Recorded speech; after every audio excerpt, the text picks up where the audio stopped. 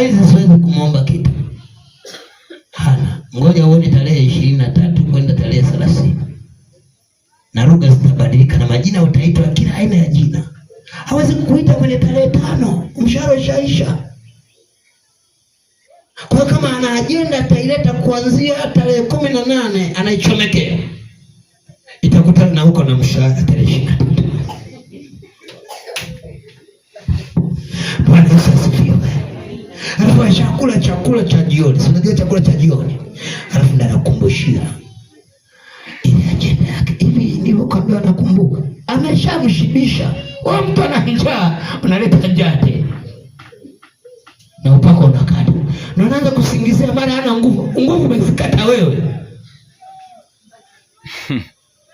Ndio chanzo cha Mamposa sasa hivi kupata heshima, anasema umeme umerudi. Waliosababisha kukata umeme ni watu gani? Siku hapo atumishi ajenda za kuomba. Bwana sabesi. Bwana Yesu asifiwe. Bwana Yesu asifiwe. Kuna vitu vimefungwa ndani ya muda, kusoma neno kumefungwa ndani ya muda.